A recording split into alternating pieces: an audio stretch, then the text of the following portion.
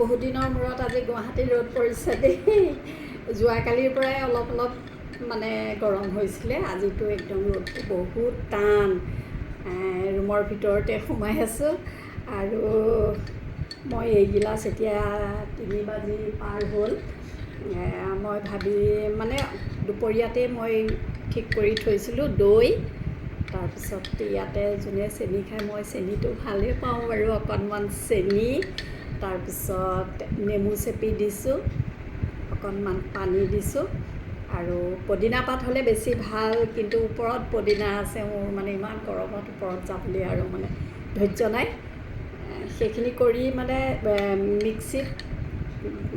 মিক্সাৰত মাৰি ফ্ৰিজত থৈ দিছিলোঁ আৰু এতিয়া অকণমান মানে ফ্ৰিজৰ পৰা উলিয়াই আনিছোঁ, আনি পেলাই মই খাওঁ।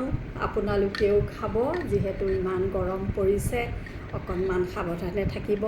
দৈ খালে এনেও ভাল, আৰু দৈটো এনেই খাবলৈ মন নগ'লে ইয়াত সেই মোৰ নিচিনাকৈ নেমু চেপি দিব আৰু পদিনা পাত অকণমান দি দিব, চেনি বা গুড় অকণমান যোনে খাই দিব, অকণমান নিমখ দিব পাৰে।